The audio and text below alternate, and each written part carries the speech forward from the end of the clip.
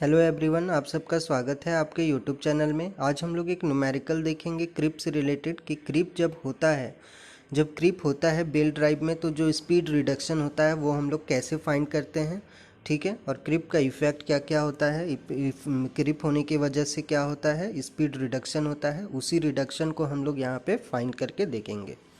So let's start our today's question. The power is transmitted from a pulley 1 meter diameter running at 200 rpm to a pulley of 2.25 meter diameter by means of a belt. Belt की मदद से एक पुली है जो 200 RPM से rotate हो रहा है, जिसकी डायमीटर 1 मीटर गिवन है, उससे पावर को ट्रांसमिट किया जा रहा है 2.25 मीटर डायमीटर में।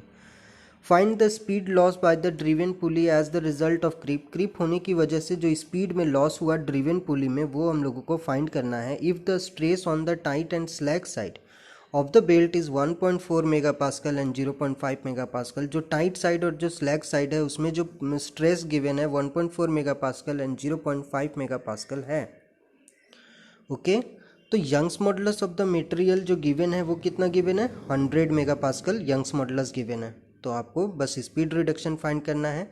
और स्पीड रिडक्शन फाइंड करने के लिए आपको क्या चाहिए होगा कि पहले विथआउट क्रिप निकालना होगा, उसके बाद विथ क्रिप निकालना होगा। जब क्रिप नहीं था तब स्पीड क्या होता था, और जब क्रिप है तब स्पीड क्या होगा, दोनों के बीच में डिफरेंस निकाल देंगे तो वो आ जाएगा, स्पीड में कितना चेंज हुआ वो निकल जाएगा। तो हम लोग को फाइनली वही निकालना है, एक विथ क्रिप और एक विथआउट क्रिप, और दोनों में जो बड़ा है वो माइनस छोटा कर देंगे तो ये हम लोग का स्पीड में कितना रिडक्शन हुआ वो पता चल जाएगा।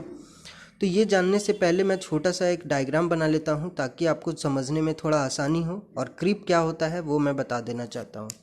तो क्रीप क्या होता है उसको लिए एक छोटा सा डायग्राम बना लेता हूँ। ये है पुलीज में ये बेल्ट लगा देता हूँ, इसको रोटेट करा दिया, ठीक है। अब जो ये वाला पोर्शन है अपर पोर्शन को हम लोग स्लैक साइड बोलते हैं, स्लैक, और नीचे वाला पोर्शन को बोलते हैं टाइट साइड, ठीक है, टाइट साइड। अब क्या है कि जब ये बेल्ट ऊपर से नीचे की ओर जाएगा, मतलब स्लैक साइड से टाइट साइड की ओर जाएगा, तो क्या होगा, बेल्ट में एक्सटेंशन होगा, क्योंकि टाइट होते चला जाएगा बेल्ट तो बेल्ट में एक्सटेंशन होगा। और जब वो टाइट साइड से इधर ऊपर की ओर जाएगा, इधर से स्लैक साइड की ओर, टाइट साइड से स्लैक साइड की ओर जाएगा, तो बेल्ट में जो एक्सटेंशन हुआ था वो क्या होगा, रिड्यूस्ड होगा और नॉर्मल पोजीशन की ओर आना चाहेगा।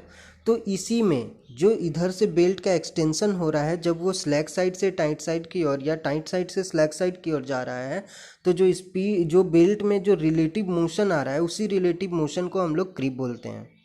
और इसी क्रीप की वजह से जो स्पीड है वो उसमें क्या होता है, रिडक्शन होता है N2 में रिडक्शन होता है, स्पीड में रिडक्शन होता है। उसी रिडक्शन को यहाँ फाइंड करने के लिए बोला गया है। होप आपको समझ आया होगा। अब हम लोग को जो गिवन है वो गिवन डेटा हम लोग को लिखना होगा। तो सबसे पहला जो हम लोग को गिवन है डायमीटर D1, तो D1 1 मीटर, N1 200 आरपीएम से रोटेट हो रहा है, D2 2.25 मीटर, सिग्मा 1 स्ट्रेस 1.4 मेगा पास्कल है। मेगा पास्कल को हम लोग चेंज कर सकते हैं न्यूटन पर मीटर स्क्वायर में, तो 1.4 इंटू 10 का पावर 6 न्यूटन पर metre square. Sigma 2 0.5 mega pascal है, मतलब 0.5 इंटू 10 का पावर 6 न्यूटन पर मीटर स्क्वायर हो जाएगा। और जो यंग्स मॉडुलस है वो 100 मेगा पास्कल होगा, मतलब 100 इंटू 10 का पावर 6 न्यूटन पर metre square. Okay, hope you understand what is the given in the question. Given में इतना ही है। अब हम लोग देख लेते हैं कि हम लोग का फॉर्मूला क्या होता है विथ क्रिप एंड विदाउट क्रिप। तो सबसे पहले विदाउट क्रिप देख लेते हैं। जब क्रिप को हम लोग नेगलेक्ट कर देंगे उस टाइम हम लोगों का फॉर्मूला क्या होगा। तो हम लोग देखेंगे नेगलेक्टिंग द क्रिप वी नो डैट, जब हम लोग क्रिप को नेगलेक्ट करेंगे उस टाइम क्या होगा, N2/N1। हम लोग को ऊपर में क्या लेना है, आउटर स्पीड पहले लेना है, आउटर पुली का स्पीड, तो N2 होगा। N2/N1 इनर स्पीड जो होगा, जो बच गया है पुलीज उसका स्पीड N1 जो है ना, जो ड्राइविंग पुली होगा उसका, तो ये होता है inversely proportional to that of diameter. So N2/N1 is equal to D1/D2 and we easily calculate N2, और हम लोग आसानी से N2 निकाल सकते हैं। N2 is equal to N1 D1/D2 and now putting the value of D1 and D2, D1 is 1 and D2 is 2.25। Okay, both have same unit, D1 and D2 का दोनों का सेम यूनिट होना चाहिए, तभी आप यहाँ पुट कर सकते हैं। अगर अलग है तो दोनों को सेम करना होगा। और हम लोग 200 यहाँ N1 गिवन है, सॉल्व कर दी तो N2 अपना 88.9 RPM आ जाएगा। जब हम लोगों ने देखा कि क्रीप को कंसिडर करना है, जब क्रीप को कंसिडर करेंगे तो फॉर्मूला क्या हो जाएगा, आपको प्रीवियस वीडियो में भी मैं फॉर्मूला बताया था। डेरिवेशन इसका हम लोगों को नहीं पढ़ना है, सिर्फ फॉर्मूला देखना है। तो N2/N1 is equal to D1/D2 into E plus root under sigma 2 by E plus root under sigma 1।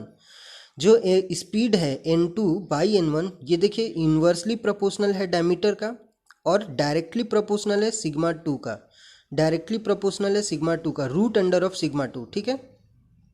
तो यहाँ पे आप ये फॉर्मूला को याद रखिएगा कि अगर ऊपर में आपका N2 है तो यहाँ भी सिग्मा 2 होगा, E plus root under sigma 2 के फॉर्म में होगा, ठीक है। आपको ये फॉर्मूला याद रखना पड़ेगा। N2/N1 is equal to D1/D2 into E plus root under sigma 2 by E plus root under sigma 1। ये है क्रीप का फॉर्मूला। जब क्रीप होगा उसकी वजह से जो स्पीड रिडक्शन होगा वो इसी इक्वेशन की अकॉर्डिंग होगा। तो N2 निकालने के लिए N2 is equal to N1 ऊपर आ जाएगा, N1 का बदले हम लोग 200 पुट करेंगे, D1 के बदले 1, D2 के बदले 2.25, E हम लोग का 100 मेगा पास्कल है तो 100 इंटू 10⁻6 करेंगे, मेगा पास्कल को चेंज करना होगा। सिग्मा 2 को 0.5 इंटू 10⁻6 चेंज कर चुके थे हम लोग। E का वैल्यू अगेन 100 इंटू 10⁻6 प्लस, अब यहाँ पे आप ये ध्यान दीजिएगा कि E और E काट मत दीजिएगा। क्यों नहीं काट पाएंगे, क्योंकि यहाँ प्लस में है E। अगर मल्टीप्लाई यहाँ बीच में होता तो हम लोग काट सकते थे, बट यहाँ प्लस में है E नहीं कि आप E और E काट दीजिएगा, ओके। E और E आप नहीं काट सकते हैं। उसी तरह यहाँ 100 इंटू 10⁻6 और 100 इंटू 10⁻6 काट नहीं सकते हैं अभी।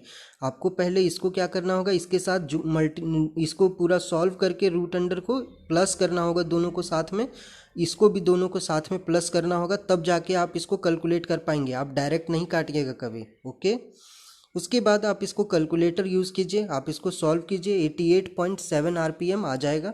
अब हम लोग देख रहे हैं कि जब क्रीप को नेगलेक्ट किए थे तो 88.9 हुआ था, और जब क्रीप है उस टाइम 88.7 RPM हुआ, मतलब 0.2 RPM से रिड्यूस्ड हो गया, ठीक है। तो हम लोगों को यही पूछा गया था कि कितने से स्पीड मेरा रिड्यूस्ड हो रहा है। तो speed loss by driven pulley due to creep की वजह से जो स्पीड रिडक्शन हो रहा है वो कितना हो रहा है, 88.9 माइनस 88.7, तो 0.2 RPM से रिड्यूस्ड हो गया, ओके।